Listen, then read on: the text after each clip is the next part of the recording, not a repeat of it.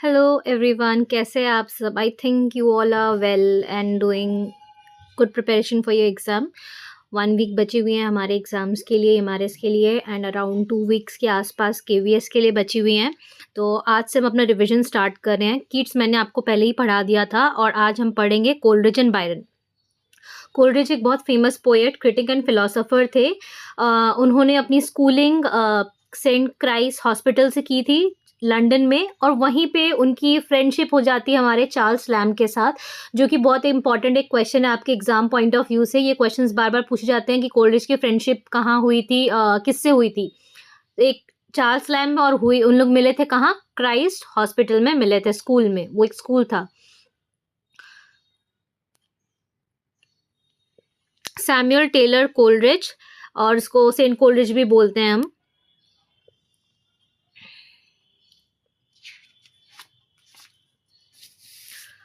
डेवॉनशायर में इनका जन्म हुआ था करके, और जीसस कॉलेज में इन्होंने अपने कॉलेज कंप्लीट की है। एंड ही वाज अ को author of lyrical ballads. William Wordsworth के साथ इन्होंने कोलरिज ने भी अपना योगदान दिया है लिरिकल बैलेड्स के डेवलपमेंट में। इन्होंने कुछ कविताएं उसमें लिखी हैं, जैसे कि the rhyme of ancient mariner, जो कि बहुत फेमस है और स्टार्टिंग पोएम है हमारे लिरिकल बैलेड्स की। ये एक पोएट, फिलोसोफर और लीडिंग क्रिटिक है एज के। और इनकी ना एक बहुत गंदी आदत थी, वो एक नशे की आदत थी, ओपियम पान की। वो ओपियम का नशा करते थे और उन्होंने इसके ओपियम के नशे के कारण उनकी डेथ, लास्ट में डेथ भी हो जाती है, हेल्थ इशू भी रहते हैं। और ओपियम के कारण क्या होता है कि उन्होंने बहुत सारी कविताएं लिखी हैं, जैसे कि एक उनमें से है कुबला खान। वो मैं आगे आपको डिटेल में बताऊंगी, एंड उसके पीछे की स्टोरी भी मैं आपको बताऊंगी अभी। कुछ फेमस टर्म्स है जिनको आपको याद रखना है करके, इमेजिनेशन वर्सेस फैंसी में। ये आपके डिस्क्रिप्टिव क्वेश्चंस में आ सकते हैं, या आपको ऐसे भी पूछा जा सकता है कि which poet was the one who was related to imagination और फैंसी करके। इस तरह के कुछ क्वेश्चंस फ्रेम किए जा सकते हैं। अब इसका मतलब मैं आपको एक्सप्लेन करती हूँ in very simple words. Imagination मतलब क्या होता है कि हर इंसान के पास इमेजिनेशन होता है। Everybody, me, you, everyone, but everyone can not become a poet. Poet के पास एक बियॉन्ड देखने की कैपेबिलिटी होती है। फॉर एग्जाम्पल, जैसे कि हम एक थ्रेड को एक रोप के साथ कंपेयर कर दें या हेयर स्टैंड के साथ कंपेयर कर दें, बट पोएट के पास एक ऐसी, मतलब बोल सकते हैं कि एक ऐसी पावर होती है कि वो दो अनलाइक ऑब्जेक्ट्स को भी एक साथ देख सके, और दोनों को, एक अनलाइक ऑब्जेक्ट्स को कंपेयर करके एक पोएम लिख सके। सुपर नेचुरलिज्म, इनकी पोएम में, जैसे कि वर्ड्सवर्थ जो थे लिरिकल बैलेड्स में, उन्होंने अबाउट नेचर को अलग अलग रूप में दिखाया, जैसे कि हमने टिंटन एबे में देखा है करके। मैं अभी आपको उसको भी कंप्लीट करवाऊंगी नेक्स्ट इसके बाद, कि कैसे पोएट के अपने डेवलपमेंट के साथ उसके पर्सपेक्टिव जो है नेचर के प्रति, वो चेंज होते रहते हैं। यहाँ पे हमारे जो पोएट हैं कोलरिज, वो बिलीव करते हैं सुपर नेचुरलिज्म पे। वो इमेजिनेशन एक अलग तरह से ही दिखाते करके, वो बहुत सुपर नेचुरल एलिमेंट्स दिखाएंगे अपने पोएम में, बहुत डिफरेंट। वो उस तरह के एक सिमिलर राइटिंग पैटर्न को नहीं दिखाते हैं। और लिरिकल बैलेंस जो है उस समय चैलेंज कर रहे थे, और ये स्टार्ट होता है इसी से हमारा रोमांटिक एज। और कोलरिज और विलियम वर्ड्सवर्थ ने इनसे लिखा था करके। इसमें पूछा जाएगा कि कितने पोएम्स कोलरिज के थे आपके लिरिकल बैलेंस में, तो आपको बोलना है 4। और कन्वर्सेशनल टोन, ऐसा लगता था कि जैसे एक स्टोरी टेलिंग होती है ना, उस वे में बोला गया है। ये नहीं कि कुछ डायरेक्ट बॉम्बास्टिक लैंग्वेज का नहीं यूज किया गया है यहाँ पे। Rime of the Ancient Mariner, very important and very famous poem of saint Coleridge. एक ये स्टोरी ऐसे स्टार्ट होती है, पोएम ऐसे बिगिन होती है करके। 3 लोग थे, जो लोग जा रहे थे एक मैरिज पार्टी में, एंड एक सेलर है, उन्हें मतलब बहुत अजीब सा दिखने वाला, टैटर्ड डिलापेटेड कंडीशन में है। वो रोकता है उनमें से एक जन को, और उसको ना अपनी कहानी सुनाने लगता है, और उसे बोलता है नहीं तुम्हें सुनना ही पड़ेगा करके। एंड बैकड्रॉप में क्या है, शादी स्टार्ट होने वाली है, ऐसा सब कुछ हो रहा है, बट स्टिल वो जो आया था शादी देखने के लिए, उसको रोक कर वो अपनी स्टोरी सुनाने लगता है। और ये बहुत लंबी पोएम है और इसमें सुपरनैचुरल एलिमेंट्स कैसे आप वहाँ देख पा रहे हैं, यहाँ पे एक बर्ड आपको दिख रहा है, ये बर्ड का नाम है एल्बस्ट्रस। तो ये इस बर्ड को कैसे उसने मारा था और वो स्टोरी है। तो स्टार्ट करते हैं, ध्यान से सुनिएगा, ये थोड़ी लंबी है करके, तो इस पे ध्यान दीजिएगा। ये लोग जो है सेल करते हैं, शिप में स्टार्ट करते हैं सेल करना, लेकिन क्या होता है कि स्टॉर्म आ जाता है एंड वो जो शिप है वो रुक जाता है करके एक पॉइंट पे, बट देन उनके रास्ता भटक जाता है, स्नो स्नो मिस्ट मिस्ट ऐसा दिखने लगता है जब वो लोग साउथ वर्ड्स की तरफ मूव कर रहे होते हैं। तो जो स्नो कवर्ड क्लिफ्स है, ग्लूमी इन्वायरमेंट होने लगता है, कुछ समझ नहीं आता है। अचानक से एक बर्ड आकर उनके शिप पे बैठती है जब ये लोग सेल कर रहे होते हैं, पुरानी स्टोरी है ये। तो एल्बस्ट्रॉस नाम था उस बर्ड का, ये आप पिक्चर में भी यहाँ देख पा रहे हैं कि आपको एल्बस्ट्रॉस दिख रहा है। तो वो फॉग के बीच में आ रहा था और जब वो बैठ रहा था वो डायरेक्शन, उसके थ्रू डायरेक्शन पता चल रहा था, और जब तक वो बैठा जितने भी आइस थे वो आराम से ब्रेक हो जा रहे थे और उसे बोल रहे थे, जो बाकी नाविक थे वो बोल रहे थे कि क्रिश्चियन सोल है ये और कुछ अच्छी है, जो कि कुछ अच्छा लक लेकर आई है। तो second part of the poem में क्या होता है, हम देखते हैं कि सन आ गया है, अब जो विंड है वो आराम से ब्लू कर रही है, स्वीट बर्ड है आराम से, तो नाविक लोग है ना उनको खाना वाना सब कुछ देते हैं करके, लेकिन कुछ कुछ लोग उसमें से ये भी बोलते हैं करके कि जो मतलब ये ना सही नहीं है, जब से ये आया है तब से ही हो रहा है। मतलब कुछ लोगों का ये मानना था कि जो फॉग मिस्ट है जब से ये आया तब से दिखना स्टार्ट हुआ है। एंड लास्ट में क्या होता है, जो सेलर रहता है हमारा मेन इस पार्ट का, वो उसको मार देता है करके, एंड यहाँ से वो डूम स्टार्ट होता है। बाकी लोग तो रिवॉल्ट करते हैं ये वो करके, लेकिन उसके बाद क्या देखते हैं कि नहीं, आराम से उनको कोई बादल कोई धुन कुछ नहीं दिखाई दे रही है। तो लोगों को भी लगता है, बाकी लोग भी विश्वास करते हैं कि हाँ ये सही बोल रहा था हमारा लीड सेलर कि हाँ अब देखो कुछ नहीं दिख रहा है, कोई दिक्कत नहीं है करके। तो ही फील्स दैट कि हाँ सच में ही है। तो लास्ट में इसके साथ क्या होता है, इसमें से एक बहुत इंपॉर्टेंट लाइन है, मैं आपको भी बता रही हूँ, मैं आपको कुछ रिटन नोट्स रिवीजन के लिए भी प्रोवाइड करूँगी अगर आप चाहते हैं करके, जिससे कि आप बेसिक एकदम वन लाइनर फॉर्म में एग्जाम के पहले जस्ट रिवाइज कर लें एंड आपको इंपॉर्टेंट पॉइंट्स याद हो जाए। और मैं कुछ आंसर्स भी आपको करवा दूंगी उसमें से, शॉर्ट आंसर्स जो आपको लिखने हैं, किस तरह से आपको लिखने हैं। तो हाँ, water water everywhere and all the boats did shrink, water water everywhere not a drop to drink. ये लाइंस बहुत फेमस है, आपको रिटोरिक और प्रोसोडी में भी आपने देखी होंगी करके, ये इसी पोएम से ली गई हैं करके कोलरिज की, कि हर जगह वाटर था। और हाँ, फिर उसके बाद धूप निकल जाता है जब वो लोग ट्रैवल कर रहे होते हैं सी में, एंड पानी नहीं है, उन्हें बहुत गर्म प्यास लगती है। तो उसी बात पे इन्होंने बोला है कि पानी हर जगह है लेकिन पीने लायक नहीं है।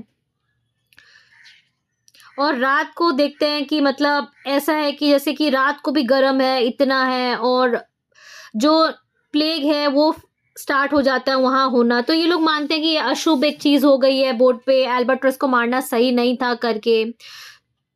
और फिर थोड़ा थोड़ा मिस्ट आना स्टार्ट हो जाती है, मूव करती है, अच्छा कुछ नहीं होता है बोट पे करके। तो ये बोलते हैं कि एल्बर्ट्रॉस की डेथ के कारण ही हो रहा है करके।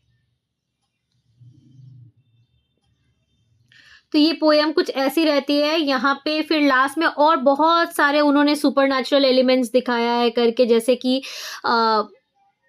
ये लाइफ इन डेथ, मतलब उसमें दो इम्पॉर्टेंट कॉन्सेप्ट्स हैं। हाँ, ये आप लिख लीजिएगा, life in death and death. ये वाला जो आते हैं दो बोट्स में, एक वन वाइट कलर के पर्सन आते हैं बोट में, दो इंसान, उन लोग जब ट्रैवल कर रहे होते हैं उनको कुछ दिखता नहीं है, और लास्ट में उन्हें एक बोट दिखती है, तो नाविक खुश होते हैं कि चले हमारे हेल्प के लिए कोई आया है करके। और इसमें क्या होता है, दो इंसान आते हैं, एक तो उसमें से वाइट है, मतलब स्केलेटन टाइप फिगर लगता है, जब पास आते हैं तब वो देखते हैं। एक तो रहता है डेथ और दूसरा रहता है लाइफ एंड डेथ। अब डेथ जो है उसके रिब्स दिख रहे हैं, सनलाइट से पारदर्शी ट्रांसपेरेंट है, मतलब यहाँ से उस पार आप देख सकते हैं करके, रिब्स दिख रहे हैं उसके, और स्पाइडर लाइक वेब जैसे उनके बाल हैं। दूसरा जो लाइफ एंड डेथ है उसके रेड लिप्स है, गोल्डन हेयर है, स्किन ना एकदम ऐसा लग रहा है कि जैसे लेप्रोसी हो गया, एकदम वाइट, और ऐसा है कि जैसे इंसान का खून जम गया हो करके। अब ये लोग दोनों ना एक डाइस खेल रहे होते हैं वहाँ पे। ये देखिए, ये सब जो सुपर नेचुरल एलिमेंट है ना, यही इसी का बात मैं बता रही थी आपको। तो शिप है वो जैसे ही नियर आता है वहाँ पे, वो डाइस खेल रहे होते हैं, और उनमें से एक बोलता है I one, the game is done, she we shall thrice. और फिर ये चले जाते हैं करके। और इसमें बहुत सारे ऐसे ड्रीम देख रहा है वो सेलर जो है, और फिर उसके बाद वो उठ रहा है करके। तो इसमें बहुत सारे सुपरनैचुरल एलिमेंट्स दिख रहे हैं आपको, मून के थ्रू दिखाया गया है। और ये लाइफ एंड डेथ जो है ये इंपॉर्टेंट है, इसको आप ध्यान से एक बार पढ़ लीजिएगा करके, इसके बारे में पूछा जाता है। यहाँ जो डेथ है वो जीत जाता है, एंड एट लास्ट ये होता है कि लाइफ इन डेथ जो है वो मैरिनर के थ्रू रिप्रेजेंट किया जाता है कि उसे डेथ से भी बुरी पनिशमेंट मिलेगी। और डे बाय डे सबको एक एक करके मरते जाते हैं करके, एंड लोग समझ जाते हैं करके ये एक श्राप था जो एल्बाट्रॉस के थ्रू दिया गया था करके। एंड शिप मूव करते जाती है, एंड एवरी डे फिर जब उसका वो कर्स हट जाता है, जब वो बाकी चीज़ों को अप्रिशिएट करना स्टार्ट करता है, एंड एट इन बिटवीन उन्हें अपना ब्लड भी ड्रिंक करना पड़ता है।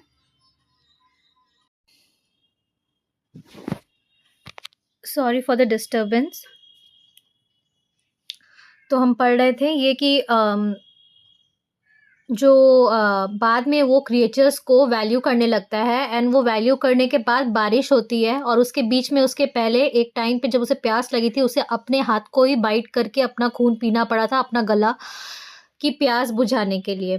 यहाँ पे फिर बाद में लास्ट में ये होता है कि जब उसकी सज़ा हो जाती है पूरी और उसे माफ़ कर देता है नेचर, तो बारिश होती है, बोट पलट जाती है, जितने लोग थे वो मर जाते हैं वहाँ पे। और बाद में एक हर्मिट वाली बोट आती है और उसे बचा लेती है करके। वो लोग सोचते हैं मर गए हैं, फिर भी उनका हाथ पकड़ के वो खींच लेते हैं बाहर, जो हमारे सेलर है। लास्ट में यही होता है कि जब वो आते हैं वापस, उसको एक सज़ा मिलती है करके कि वो अपनी स्टोरी सबको बोलते जाए। जैसे कि यहाँ पर वो एक हमारे जो विजिटर है मैरिज में, उनको भी स्टोरी सुना रहे हैं। लास्ट में यही होता है कि वो विजिटर बहुत दुखी हो जाता है ये स्टोरी सुनकर, और वो शादी में भी नहीं जाता, वो वापस आ जाता है। और हमारे मैरिनर जो है वो आगे किसी और को जाके ये स्टोरी बता रहे होते हैं। तो उनके रिपेंटेंस यही है कि वो हर किसी को जाकर बोलते रहे। लास्ट में ये दिखाया गया है कि जो हमारे विजिटर थे शादी में, वो दूसरे दिन और दुखी और ज़्यादा विजडम के साथ उठते हैं। That's for the ending part of the poem. दूसरी पोएम हमारी है कुबला खान। ये एक उन्होंने एक ओपियम के नशे में लिखा था। इसकी सबटाइटल है a vision in a dream a fragment. Subtitle पूछी जाती है, आप इसे नोट डाउन कर लीजिए। A vision in a dream a fragment. इसे फ्रैगमेंट बोला जाता है क्योंकि ये ना कंप्लीट नहीं कर पाए वो।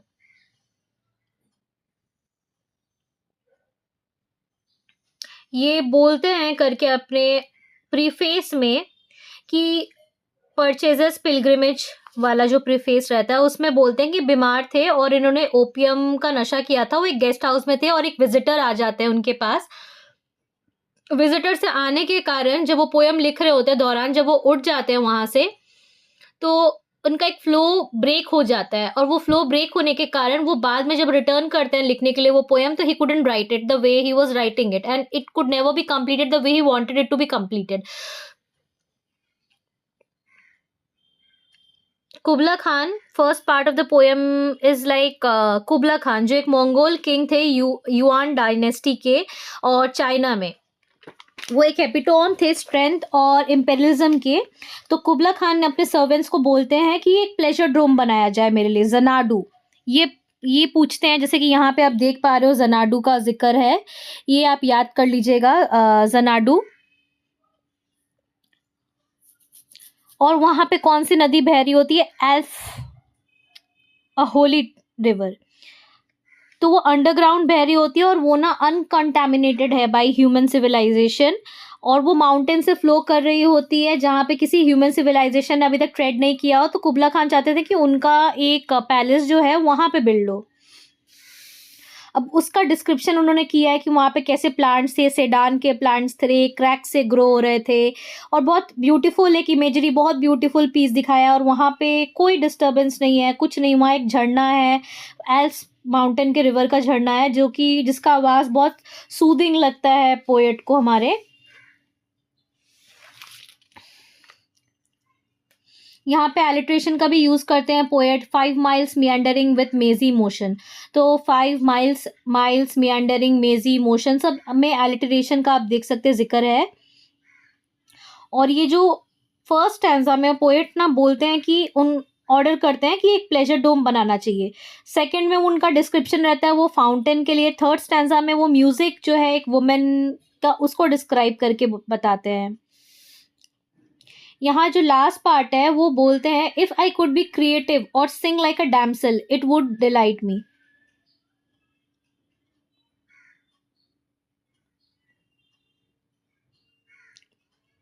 वो ये जो एब्सेसियन स्पिरिट है उसके बारे में जिक्र करते हैं जो कि मेड है, जहाँ पे वो बोलते हैं कि काश मैं उनके तरह गा पाता।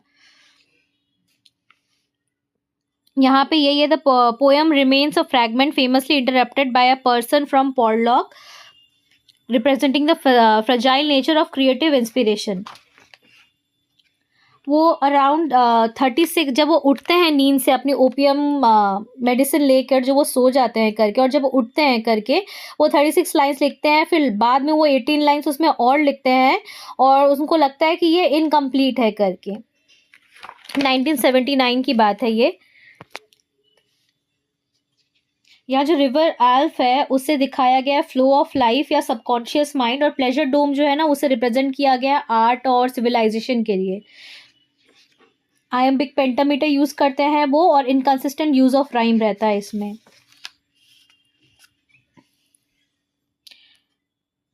बायोग्राफिया लिटरेरिया, तो ये इनकी एक फेमस सेमिनल वर्क है जहाँ पे इन्होंने इस्टेब्लिश किया theoretical foundations of romantic movement and explore the nature of poetry. और एक इम्पॉर्टेंट क्वेश्चन यहाँ से भी बनता है, बायोग्राफिया लिटरेरिया किसकी वर्क है। And second is important work is important question will be German idealism. ये वाले पार्ट से पूछा जा सकता है करके कि किन्होंने इंट्रोड्यूस किया था German idealism to England, influencing transcendentalism and how we perceive the relationship between mind and nature। और कुछ important works के बारे में मैं आपको कोलरिज की बता देती हूँ। फ्रॉस्ट एट मिडनाइट उन्होंने फरवरी में 1798 में लिखा था। ये कन्वर्सेशनल पोएम थी। इसमें वो रिकॉल करते हैं जो उनका जो सन रहता है हार्टले, वो उसके चाइल्डहुड को देख के अपने चाइल्डहुड में चले जाते हैं करके। और फ्रॉस्ट यहाँ पे एक विंटर विंड है, सब सो रहे होते हैं, उनके बेटे भी सो रहे होते करके वो उनको बैठ के देखता है कि कैसे उनका जो बेटा है वो आराम से क्रैडल में सो रहा है करके। And everything has become inaudible. जो फायर प्लेस है उसमें ब्लू फ्लेम आ रही है, वो कभी भी एक्सटिंग्विश हो सकता है। Only the ash in the room is moving, the particles of the ash were flying. The only thing that is sympathizing here with the author and his passing age is the ash, and both are awake, and rest everybody is sleeping over there, making it his companion. He is calling the ash as his companion over here. The poet says that there is a weak movement of the flame and it is affecting his soul. He's drawing a comparison between the flame as well as his soul's condition right now in the poem.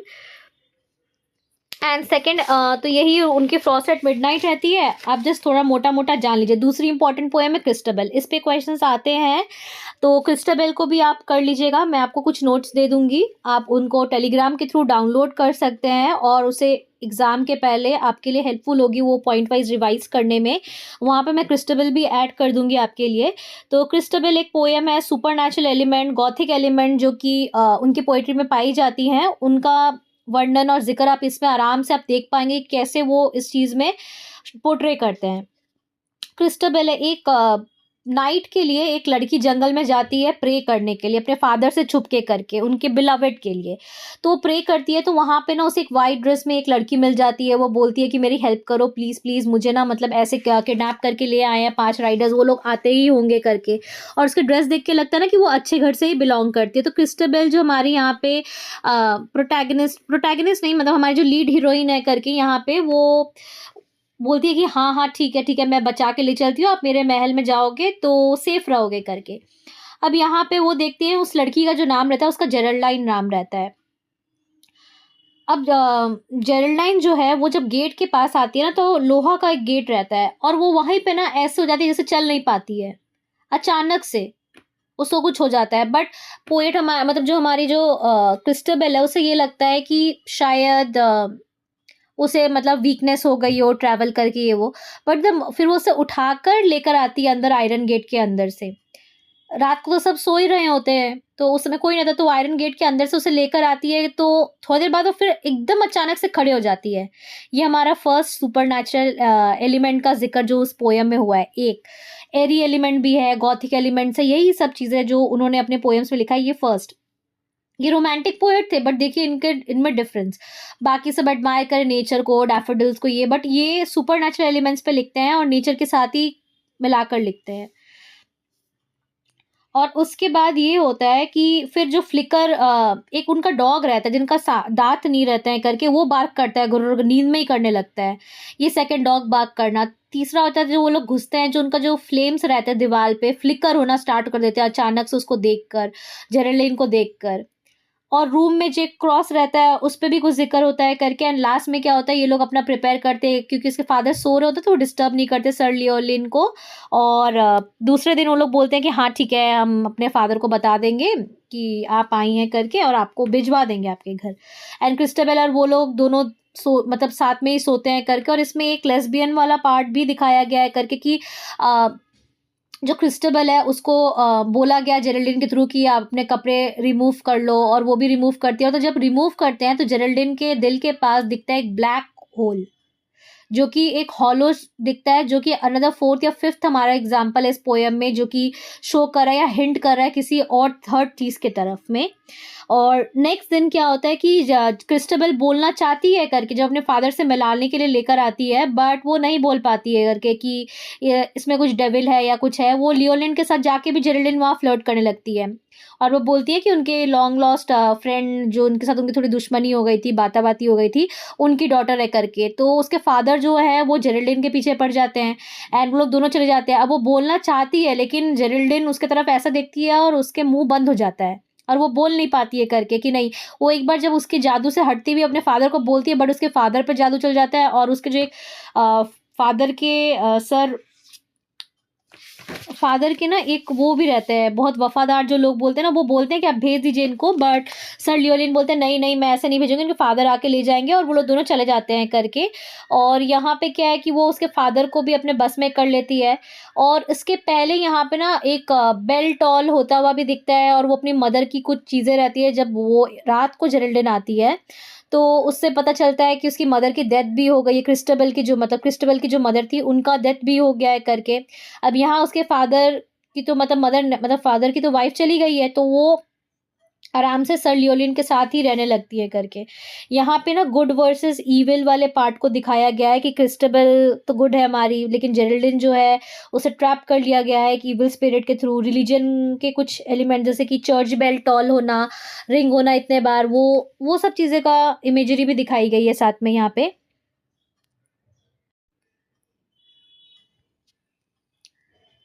Lastly biography या literature के बारे में कुछ important parts मैं आपको बोलना चाहती हूँ। 24 चैप्टर्स थे, और ये एक इम्पॉर्टेंट वर्क है। ये पब्लिश हुई थी 1817 को। तो इसमें 24 चैप्टर्स हैं आपके टोटल, 24 चैप्टर्स। लिखते चलिए, ये याद रहेंगे आपको एग्जाम में, नहीं तो ऐसे आप याद नहीं कर पाएंगे। 24 चैप्टर्स है बायोग्राफी लिटरेरिया में, और 1817 को पब्लिश की गई है। इसमें कुछ 4 प्रिंसिपल्स के बारे में हमें कोलरिज बोलते हैं। Principle of organic utility, principle of pleasure versus truth. वो बोलते हैं कि जो साइंस बुक है उसका एम क्या होता है, फैक्ट्स दिखाना, but immediate goal must be pleasure करके। जो पोएट्री है उसकी इमीडिएट गोल होना चाहिए प्लेजर। और principle of just distinction, poet की जो जॉब है उसे ना मतलब एक बैलेंस बनाकर और फेमिलियर और स्ट्रेंज चीज सबको मिलाकर दिखाना चाहिए। कुछ ज्यादा ही साइंस पे भी बेस ना हो जाए और ज्यादा पर्सनल पॉलिटिकल चीजों से भी दूर रहना चाहिए। फोर्थ पॉइंट जो है उनकी इम्पोर्टेंट है, ये है फैंसी वर्सेस इमेजिनेशन, जो कि मैं आपको स्टार्टिंग में बता रही थी कि फैंसी तो वो है लोअर फैकल्टी बोल सकते हैं, जैसे कि हर किसी में प्राइमरी इमेजिनेशन होती है, बट जो सेकेंडरी वाली होती है वो सब में नहीं होती है, उससे बोलते हैं कि वो एक पोएटिक इमेजिनेशन है। कुबला खान में इसका एग्जाम्पल हमें देखने को मिलता है, जैसे कि वो फ्यूजन ऑफ द ऑपोजिट्स कराते हैं, सनी डोम विद केव्स ऑफ आइस। तो यहाँ पे वो क्या करते हैं कुबला खान में, सनी डोम्स को कंपेयर करते हैं, हमारे पोएट जो है कंपेयर करेंगे वो आइस के साथ। अब जो आइस है और सनी डोम्स जो है, दोनों में ही ना बहुत ज़्यादा डिफरेंस है। ऐसा नहीं कि दोनों मतलब सिमिलर से चीज़ें हैं, सनी डोम्स के साथ ग्रीनरी ये सब चीज़ें दिखाया जाता है, बट यहाँ पे क्या है, वो आइस के साथ, दोनों एक साथ में एक जगह रहना पॉसिबल है नहीं, बट उन्होंने बहुत ब्यूटीफुली ना उस चीज़ को एक साथ में कर कर दिखाया है।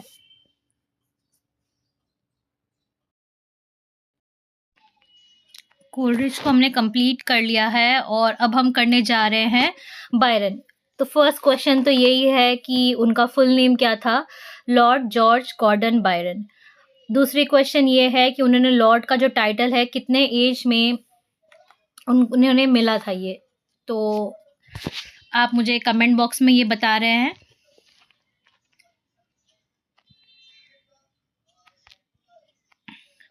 Lord Byron, he was born in 1788 and he died at the age of 1824 में। और at the age of 10 he adopted or he got the title of Lord, and he was very famous for his publication Childe Harold's Pilgrimage in 1812, and he had a very scandalous reputation throughout his lifetime, which later on changed a bit, but he was still a very scandalous poet, you can say. और इनके साथ एक famous term आती है बायरोमेनिया, जो कि हम आगे पढ़ने वाले हैं। So let's start now. उनके फादर जो थे वो at the age of 3 years में ही मर गए थे। He was a very attractive and a very handsome man. आप देख पा रहे हैं फोटो में भी, उस टाइम के फोटो में, कि that he was a very good looking man, and he had a lot of scandalous affairs with married ladies and other ladies. ये नहीं पता कि अब बोलते हैं कि ये बहुत फ्लर्टी नेचर के थे, बट इनके वर्क्स में दिखाया दूसरा ही पर्सपेक्टिव दिखाया जाता है कि that ladies use to get attracted to him. और इन्होंने ट्रिनिटी कॉलेज से अपनी MA कंप्लीट की थी, कैम्ब्रिज से, and in 1805 he became a friend with John Edleston of Trinity College, और he got married to Annabella Milbanke, I think that's her full name, and then later on he separated with her within 1 year करके, and then he later moved on to England also after separating from his wife, because ये separation इसलिए होता है कि उनके जो एक affair था एक मैरिड लेडी के साथ, वो पता चल जाता है लोगों को। उनकी स्टेप सिस्टर ही थी ऑगस्टा ले, तो पता चल जाने के कारण बहुत शेम होता है। वो उनके बेडरूम में, मतलब उनके हस्बैंड उनको पकड़ लेते हैं, उनकी चप्पलें मिलती हैं, उनके मदर जो रहते हैं, लास्ट में a lot of scene was created, लड़की को भेज देता नन बनने के लिए, बट वो उसे भूल नहीं पाता है, एंड फिर उसे भी वॉयज में भेज दिया जाता है कि वो जाके रिपेंटेंस करे, और वहाँ से वो चला जाता है करके। विलियम वर्ड्सवर्थ को वो बोलते हैं टर्ड्सवर्थ, और उनके फुट में ना एक प्रॉब्लम रहती है, राइट फुट में कुछ डिफॉर्मिटी रहती है, जिसके कारण वो थोड़ा ठीक से चलने में उनको दिक्कत होती है करके, but overall he was a very attractive and handsome man. ये इसलिए मैं बोल रही हूँ क्योंकि इसके आगे आप इसमें बहुत सारे उनके स्टोरीज जो है, जिसमें कुछ ऑटोबायोग्राफिकल एलिमेंट्स आपको देखने को मिलेंगी, तो आप खुद समझ जाइएगा कि मैं क्यों बोल रही हूँ, because ladies used to get attracted to him and lot of affairs and scandals are there part in his writing. Byronic hero. अब बायरनिक हीरो एक इम्पॉर्टेंट क्वेश्चन है आपके एग्जाम पॉइंट ऑफ व्यू से। दो रोमांटिक एज राइटर, इनकी style में ये difference थी कि उनके जो प्रोटैगनिस्ट या हीरोज जो रहते थे करके, वो थोड़े डिफरेंट टाइप के थे। जैसे कि उनमें मेलनकली दुख होता था, वो आइसोलेट रहते थे, लेकिन वो बहुत प्रैक्टिकल, लॉजिकल और ना रिबिलियस नेचर के थे। कुछ भी ऐसे नहीं कि मान लिया, मतलब अंधे की तरह कोई भी बात मान लेना, नहीं। और पैशन, बहुत पैशनेट रहते थे वो। तो फर्स्ट हम कर रहे हैं चाइल्ड हेरोल्ड्स पिलग्रिमेज, जो कि उनकी बहुत फेमस वर्क है, एंड इसी के कारण वो ओवरनाइट फेमस हो गए थे करके। 4 कैंटोज में ये डिवाइडेड है। तो चाइल्ड का मतलब यहाँ पे है medieval title for a Nobel young man preparing for knighthood. First part was published in 1812 and the final part was published in 1818. तो चाइल्ड यहाँ पे जो है वो वर्ल्ड वेरिड है, वो एस्केप करता है इंग्लैंड में जाके out of spiritual boredom and travel करता है। सेकेंड पार्ट में हम देखते हैं उस कैंटो की कि वो अल्बानिया और ग्रीस के रीजन्स में गया है जहाँ एग्जॉटिक और ओरिएंटल सिटी लाइफ वो देख रहा है करके, and shades of ancient Greece. Byron क्या करते हैं, एक्सप्रेस करते हैं अपने outreach for the removal of Elgin marbles and the fact that the great civilisation is now under Ottoman rule. तो ये ऑटोमन रूल को उस समय क्रिटिसाइज करते हैं। फिर रिटर्न होता है उनका एग्जाइल का आफ्टर 4 years गैप, इसको वो लिखते हैं करके, और वो स्कैंडलस डाइवोर्स और एग्जाइल के बारे में उसमें लिखते हैं। बेल्जियम, राइन और स्विट्ज़रलैंड का जिक्र किया गया है वहाँ पे, और वो दिखाते हैं कि उन्हें सोलेस और आराम एल्प्स में जाकर मिलता है। He visit the site of Napoleon defeat. And last canto में सबसे लॉन्गेस्ट कैंटो है जो उन्होंने लास्ट में लिखी थी 1818 में। बायरन वेनिस में थे, वेनिस में आराम से लैमेंट कर रहे हैं डिके क्यों हुआ सिटी का, सेलिब्रेट कर रहे हैं आर्टिस्टिक इमॉर्टलिटी को। तो that's all for this work. इतना ही आप याद रख लीजिएगा करके कि 4 कैंटोज में है। फर्स्ट पार्ट पब्लिश हुई थी 1812 में और लास्ट पार्ट जो उसकी है वो 1880 में और लॉन्गेस्ट पार्ट है करके। उसमें 4 पार्ट में 4 अलग अलग चीज़ें दिखाते हैं। एक डिपार्चर है कि कैसे वो भागा है इंग्लैंड को, वहाँ पे वो कैसे एक्सपीरियंस कर रहा है। सेकेंडली वो ग्रीस में जाता है। थर्ड पार्ट में वो एग्जाइल जो है अपना उसके लिए रिटर्न कर रहा होता है करके, divorce and exile from England, वो सब चीज़ें दिखाया गया है। जैसे कि उनके अपने पर्सनल लाइफ में भी उस टाइम पे ही got divorce to Milbanke के, एनाबेला मिल्क बैंक के, हाँ। एंड फोर्थ पार्ट है इटर्नल सिटी लाइफ जो उनकी थी। डॉन जुआन उनकी एक अनदर इम्पॉर्टेंट वर्क है। 1819 में आसपास उन्होंने लिखा था, नहीं 1824 के आसपास उन्होंने लिखा था।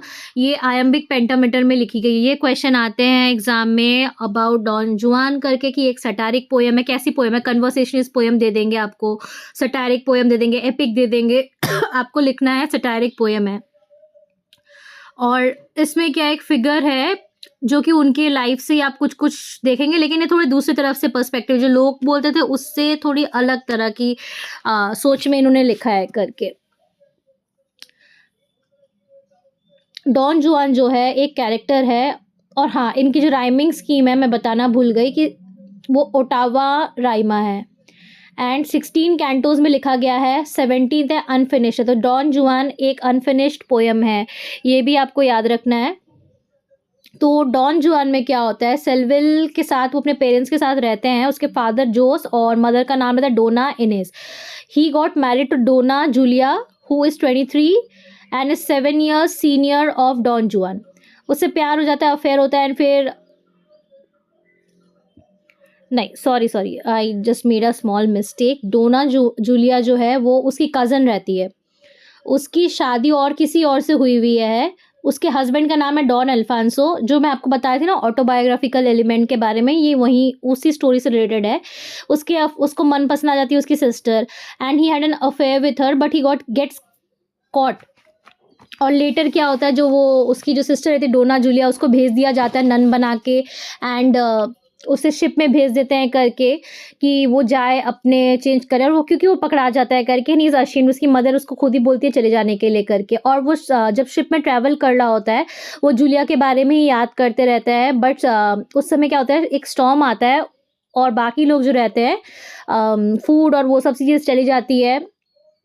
तो उन लोग डिसाइड करते हैं कि हर कोई एक बाय टर्न एक दूसरे को खाकर जिंदा रहेगा।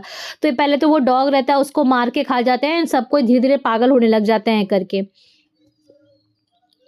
बट ये जो हमारे डॉन जुआन है वो बच जाते हैं करके और रिटर्न होते हैं वो उनमें जो, तो उनको बचा ले। फिर लास्ट में क्या होता है कि वो बचा लिए जाते हैं हेडी और जो उसकी मेड रहती है हेडी की। तो हेडी जो है ना वो एक पायरेट की बेटी रहती है और उसके फादर उस समय नहीं रहते हैं। दोनों को प्यार हो जाता है एक दूसरे के साथ। फाइनली उसको जाके प्यार होता है यहाँ पे हेडी के साथ भी, और ये इस बार इलीगल नहीं रहता है। बट उसके फादर जब आते हैं वो जुआन को ले जाके ना मार्केट में बेच देते हैं करके। अब यहाँ पे एक इनुच है, मतलब ट्रांसजेंडर लेडी है, वो खरीदती है इसको आके ब्लैक मार्केट में से। अब यहाँ पे उसको लेके जाते हैं करके कि ठीक है, और उससे बोलते हैं कि तुम ना लड़कियों की तरह ड्रेस कर लो। राजा के महल में ले जाते हैं। पता चलता है कि राजा की वाइफ है, उसे पसंद आ गया था डॉन जुआन because he was very beautiful and attractive, and वो चाहता है कि वो सर्व करे उसकी क्वीन को personally, but as a lady बन के बाहर घूमे करके। बट उसे डर लगता है कि राजा को पता चल जाएगा, and then he tells the queen no because he loves Haidee and can not forget her करके। एंड इस चीज़ पे रानी बहुत दुखित होती है, एंड उसे एक मेड के साथ बेड दे दिया जाता है जो कि 17 ईयर्स की रहती है करके। And then she is like, and he is like कि नहीं, अब मैं ऐसे नहीं रह सकता हूँ करके, लड़का होने के बाद लड़की बनकर, and any way I can get caught. तो वो बाकी कुछ वहाँ के लोगों के साथ भाग जाता है, और वो जाके वहाँ पे एक वॉर चल रहा होता है, वहाँ जाके रशियन आर्मी के वहाँ पे जो वॉर चल रहा है वहाँ जाकर मिलता है, and he fights over there, and lots of 40,000 Turks die. और वो मुस्लिम एक लड़की को वहाँ से बचा कर लेकर आता है और उसको रखने की कोशिश करता है ध्यान से। लैला नाम रहता है उस लड़की का। फिर बाद में कुछ ऐसा होता है कि जुआन को अटैक किया जाता है, एंड देन ही रियलाइजेस कि मैं तो मर जाऊंगा लेकिन इस लड़की का ध्यान कौन रखेगा, and then he finds a person जो कि पेयर या कपल जो कि उसका ध्यान रख सके if anything happens to Don Juan. तो पार्टी में जाता है वहाँ पे, and then he finds other जो लेडीज़ है वो भी अट्रैक्टेड हो जाती है उनसे। बट वो क्या करता है, एक पेयर रहता है, उनको वो दे देते हैं बेबी को, मतलब लैला को ध्यान रखने के लिए, and then he is free करके।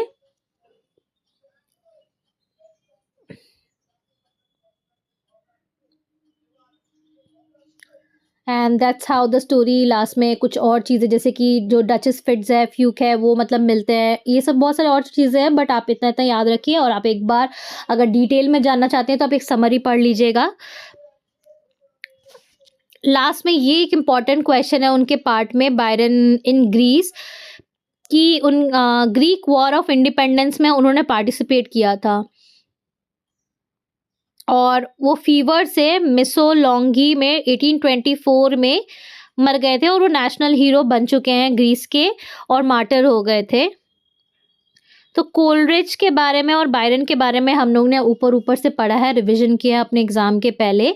कोलरिज जो थे वो मिस्टिक थे और सुपरनैचुरल एलिमेंट्स में, ये सब चीज़ों में बिलीव करते थे। और बायरन जो थे ना वो एक्टिविस्ट नेचर के थे, रिबेलियस थे। उनके बायरोनिक हीरो के एक अलग ही प्रिंसिपल्स थे जो कि मैंने आपके साथ डिस्कस किया है। तो that's all for today and for this part. मैं आपको कुछ क्वेश्चंस के साथ इसके बाद मिलूंगी जो कि एग्ज़ाम पॉइंट ऑफ व्यू से इम्पॉर्टेंट रहेंगे। Thank you.